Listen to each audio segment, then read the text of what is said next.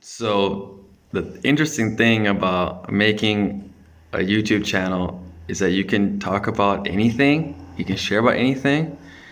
And yesterday I was thinking about talking about my stuttering problem, which is something that now people notice it sometimes, but they don't really know like that I've dealt with that since I was like a little kid. And my stuttering happened. I picked it up in kindergarten, no, first grade.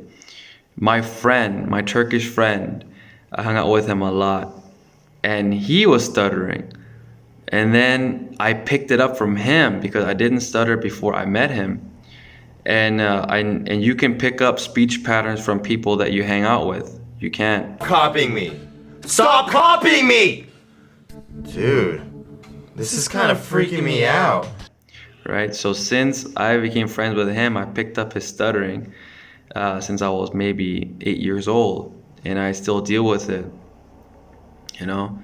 And I never thought that I would ever have anything to do with speaking in my life because of my issues in stuttering, and I talk really, really fast, and so I slur my words. That's one thing that I have a problem with. So I have to always catch myself when I talk to my kids to enunciate very clearly. Putting you on a nuclear sub. Nuclear. It's pronounced nuclear. Stuttering was something interesting, and I think I was a little self-conscious about it.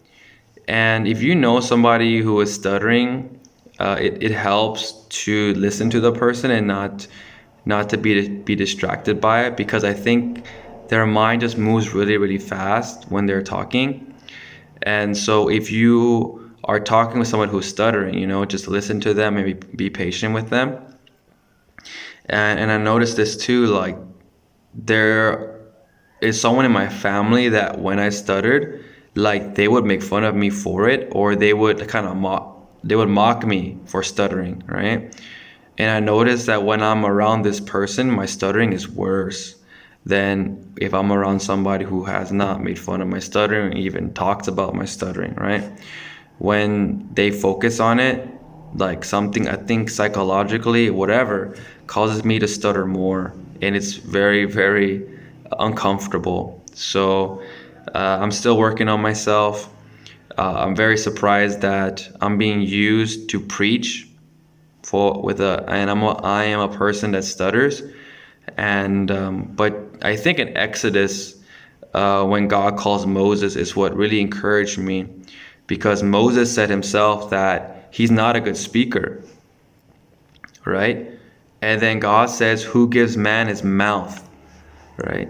So that one verse in Exodus really encouraged me a lot, that if God chooses you, he can choose someone who stutters. Like he can choose somebody who is not very good with words, like myself, and get glory from that, right?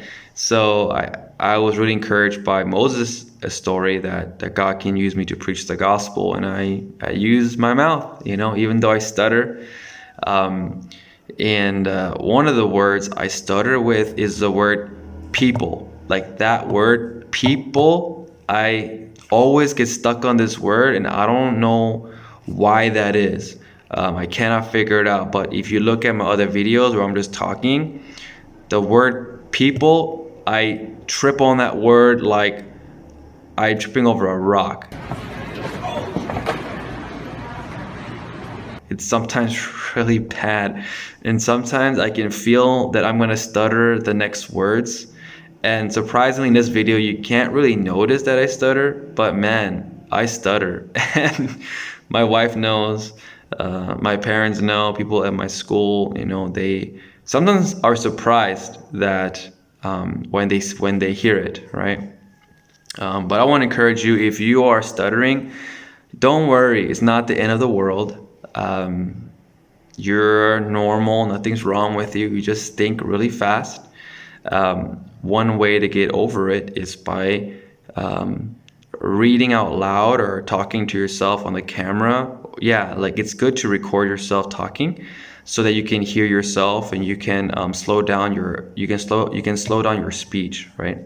So yeah, just slow down. And I heard testimonies of people who received prayer for stuttering and like the stuttering left. That's possible too. Or the Lord would just get glory through your stuttering, that if anybody received any blessing from you giving the message, it's not you, it's God, right? So praise the Lord for that. So yeah, I just wanted to share about like my stuttering journey, and I'm getting much better at it. I think since I'm making more videos on YouTube and preaching and trying to get better with it. But yeah, this is something personal I wanted to share about my stuttering, and it's been a long time. The funny thing is, when I went back to Germany to visit my family, I met my friend, my Turkish friend, and he didn't stutter at all. I was like, dude, like, he was stuttering as a kid. It left him. It didn't leave me. It was pretty bad when I was little, right? Like, but yeah. So, anyways, whatever your weakness is, whatever you feel like inferior, trust me, God will use it.